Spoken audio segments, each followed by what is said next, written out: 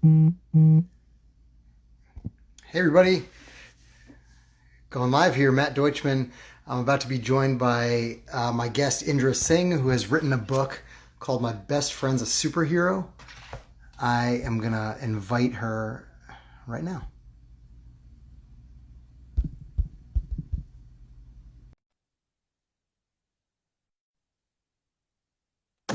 So as Indra waits to join me, I'm just gonna give a little bit of background. Here we go. Oh, it worked! Yay! Hi, Matt. How are you? Good to see you. I'm good. I'm good. You know, I've never done one. I've never done a live with somebody else, so I thought, oh, I hope it Oh, works. nice and easy. Well, I was about to, just in case there was like a couple second delay before you joined, I was going to read the blurb on the back of your book, which I've Oh, purchased, and I'm going to read with my kids. So I'll kick it off by just reading that if you don't mind, and then we'll get please into do. talking with you Go ahead. about your story. All right, so here we go. She was different. She always knew she was. Sometimes it was hard for her to believe she was living amongst such strange humans here on planet Earth. Until one day she met a confident, blue-booted, wild-haired stranger who took her breath away. Was the stranger from the stars? Are you someone who is waiting for the magic, for someone to come into your life to save you from the things that are getting you down? Maybe you just need to change your mindset and create your own magic. Self-love starts with you, and the sooner you realize it, the better. We all have an undiscovered country within us. What's yours? I wish And you'd that done my, is I the... wish you'd done my Audible now. Did you You do it? did Is me it the available best. on audiobook? Or is it available on audiobook for real? It will be in the next few weeks. Yeah, Oh, yeah. that's fantastic. Yeah, That's I, great. I did it Well, well, a few weeks ago. Well, it will be a few months ago now. So yes, it will be available very soon. So that's awesome. Well, that's the back blurb to entice us all to open the cover and dig into the meat of My Best Friend's a Superhero. So first of all, you got it too. So first off, congratulations. This is a relatively new release for you, right? Just the last couple of yeah, months. yeah. It was November. Was it? No, I think it was around November time. I mean, Oh it's no, all okay. like so much has happened since then. It's like, yeah, November. But we're into sort of 2022, and I'm ready for another one. Right. So let's talk about how you got the inspiration for this book. I mean, I love obviously just from what we can gather from the back, and I love the message behind it. About self-love and building confidence, and kind of using. We all have an undiscovered country within us, so obviously that's kind of using our imagination, which is a key Absolutely. theme of a lot of my books also. So love what it's all about. Can you give us like a kind of some background and how you got inspired and what the story is about and how you got inspired to write it? Well, of course, it was about me, and it was as a child. I mean, it's quite sad to say this here with a smile on my face, but I was quite a sad, lonely child. I was one of these kids that was very much on my own, um, and sort of went into my imagination a lot. And I know a lot of adults of my age will relate to that. Mhm. Kind of brought up in the 80s, and it wasn't an easy time. I certainly didn't find it easy, and I think life's very different now in very, very many different ways, positive and negative. But to me, it was all about finding that creativity within me as a child and being able to use my imagination in a way that Mm. I could express myself from outside the box. But again, it wasn't easy. So my encouragement for kids in the book was to allow themselves to be outside the box, allow Mhm. themselves to be who they truly were, to have the courage, to have the trust, to have the communication, to have, to be inspired, to be able to be who they truly are. And that's what I've been doing when I've been doing workshops with it, is allowing the kids to Mm. really look at who they are. And I can tell Love you it. what, Matt, it's not easy, as you probably know. When you get a lot of children together, they're kind of like, who am I, Yeah. Well, so what age group would you say the book is targeted toward?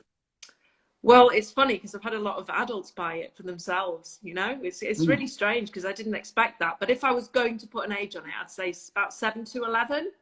Okay. That's the So age early group, because readers. to me, that was always the age group that that always seems to be sort of left out, you know, that sort of mid-year group where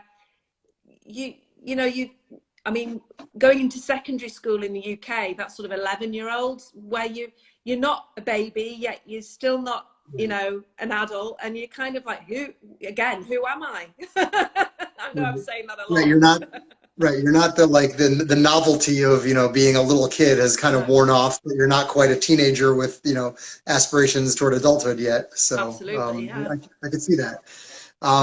And you say you've been doing workshops. What kind of workshops have you been doing? Well, I've been going into schools and working. Okay. Well, a couple of schools that I've been into, I've had quite a large group of kids. So I'm talking about 93 children in one go, which was quite a lot to deal with, but really good, you know. And I really enjoyed, you know, sharing the book, you know. And quite a few of the children had bought it already, so they'd worked through it. And as you know, it's an activity book as well, and there's a reason behind that.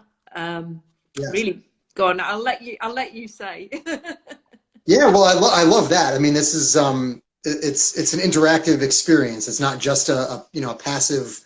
You know, not that there's anything wrong, certainly, with reading books for passive entertainment and passive kind of imagination, because that's, you know, something that we all do on a regular basis also. But this is very much I mean, even in the introduction, there's already our first activity page here, right? Which is kind of a self-affirmation, looking in the mirror and affirming what makes us all special and wonderful. That's within us all, you know, regardless of anything else going on. And then there are some writing assignments. There are writing assignments of exploring your favorite color and what that means to you, and a few other things also. But you know, I think that's a really cool and unique aspect to this book. So, you know, what's the story behind that, and how have you seen that play out with some of your readers and some of your participants in these workshops? Yeah, I've got to give a big shout out to Monica, because as the illustrator, she was matched up with me so well, and she might be on here now, but I mean, I didn't have to say much to Monica to get her to get my mind. I could say what I wanted, and she just was able to draw it. And it's like, wow, she's done what's in here. That's really strange.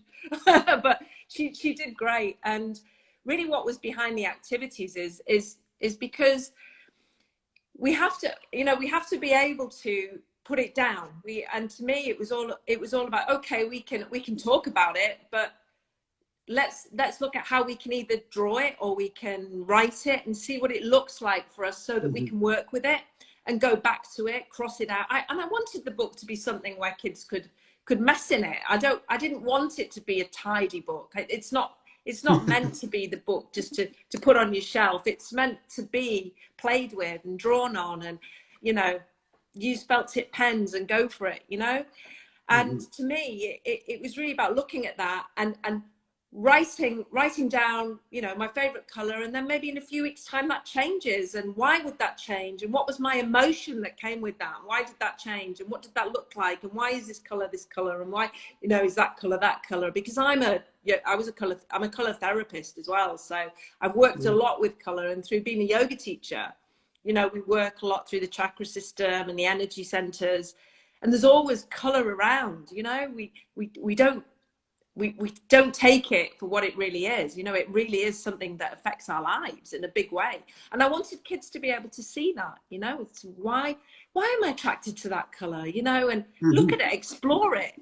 Don't just wonder, you know. So absolutely. Well, yeah. There's a lot of that in the book, you know. It's just about checking out who I really am, you know, going a bit deeper. Yeah. Well, I love what you said, that the book's not supposed to be a neat book. You wanted it to be kind of a messy book, and I think it's, you know, it's a parallel to life, right? It's not so neat and clean, and, you know, it's something that you kind of mess up and you start over, and you mess up and you find a different path, and you just go in a couple different directions, and yeah, and so I mean, and color therapy. This will be the second time, oddly enough, that on these author talks, I will reference this Pantone book that I have behind me.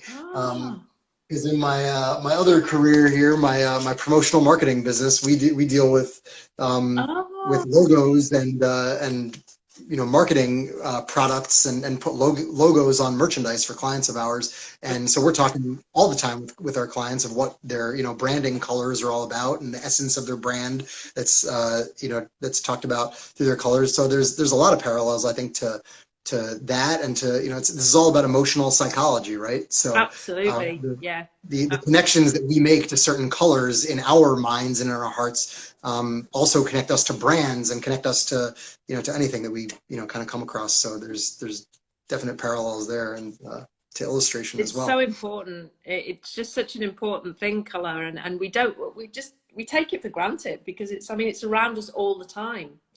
And I live in a house that's rented that's got plain walls, and I can't stand it because I just love to put color on my walls, because the difference between having white walls and then adding color is just affects my mood, hugely.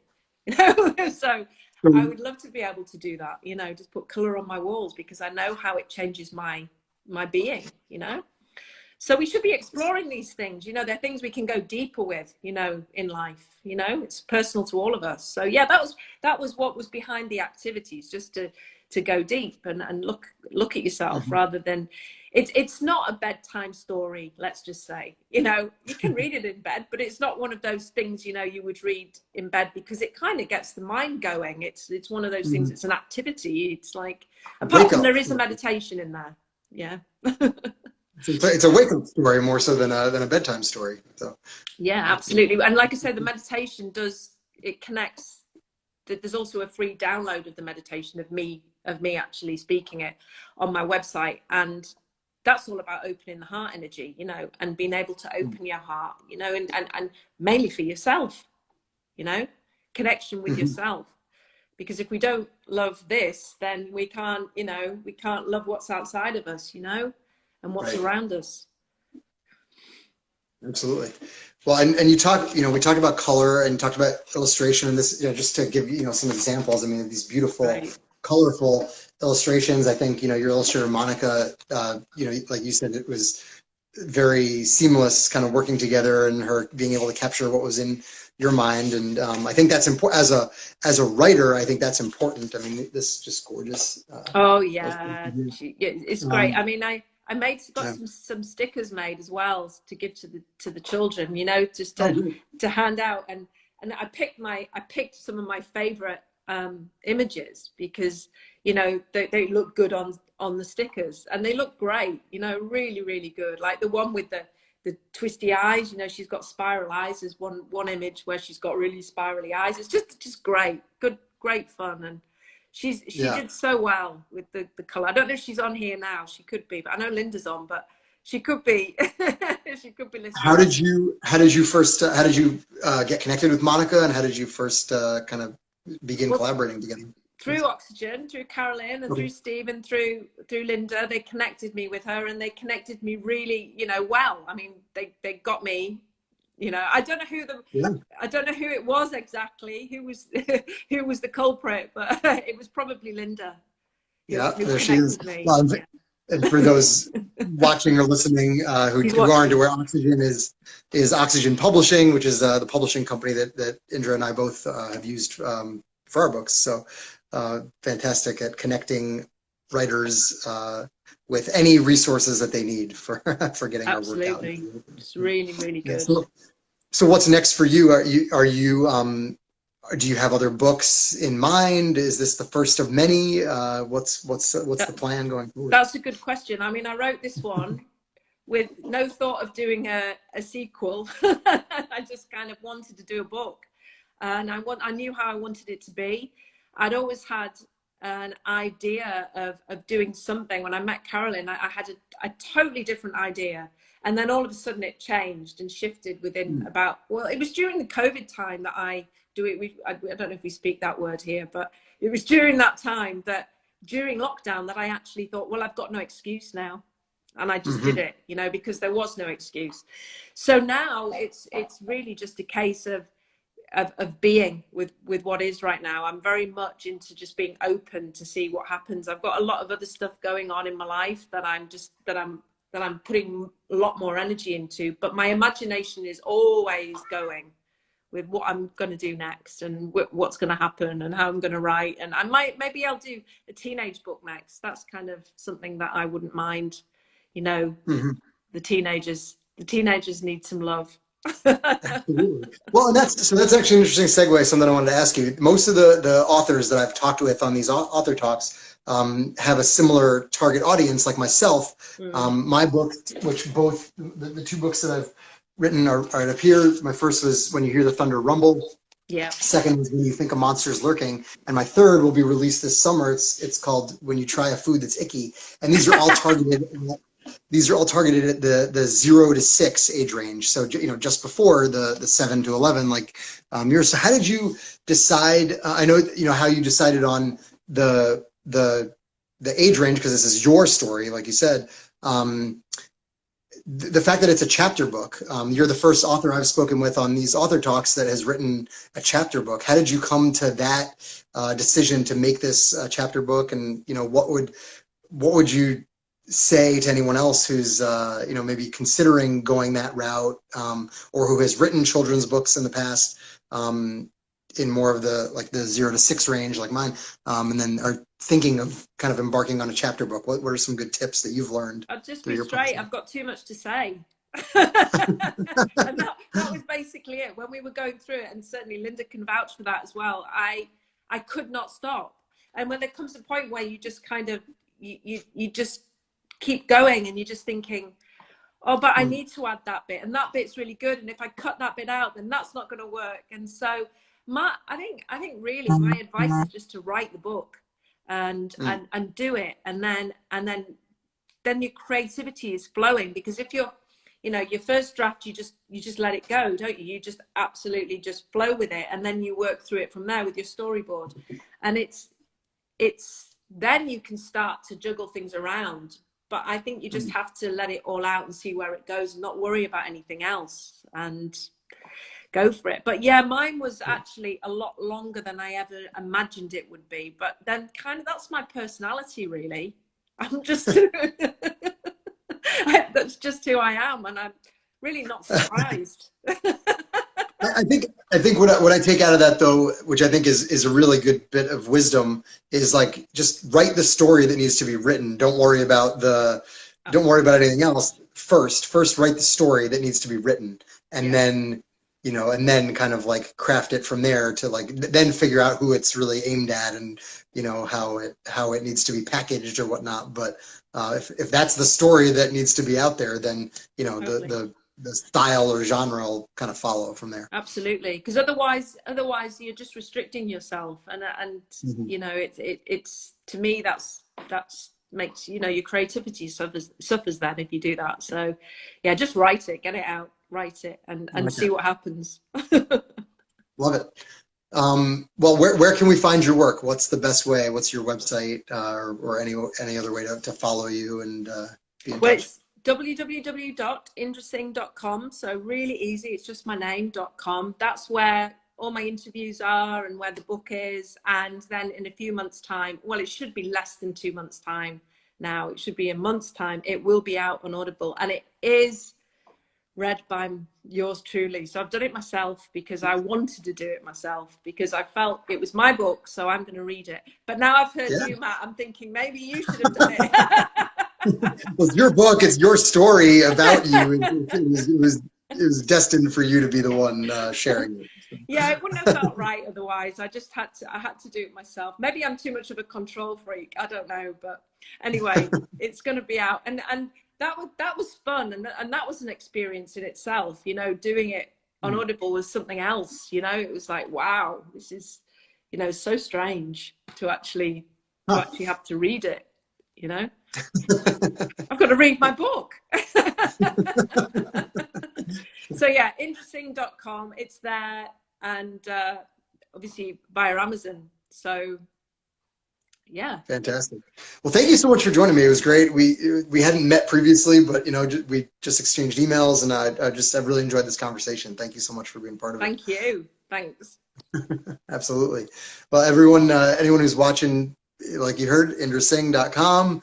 check it out. The book, again, My Best Friend's a Superhero. It's more than just a book. It's a whole immersive experience, and it's an active experience with lots of other activities to do within the book, and really like thought exercises also. So it's a really interesting thing to check out. And my name, if you don't know me, if you're here checking out Indra, I'm Matt Deutschman.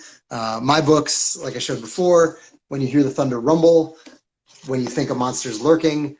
These are books that are aimed. My kids are. My daughter turns 4 on Monday. My son just turned 6, and these books were aimed really at their age group, and they're my target market, my focus group, my biggest fans, my most honest critics also. So these are books that are aimed at just helping kids through normal childhood fears and concerns. So first one is anytime there's a thunderstorm, we tell some nice little rhymes to help calm the kids' nerves during thunderstorms. And then the monsters, my illustrator, Katie, who also did a phenomenal job of just taking things out of my brain and out of my vision and putting it on paper.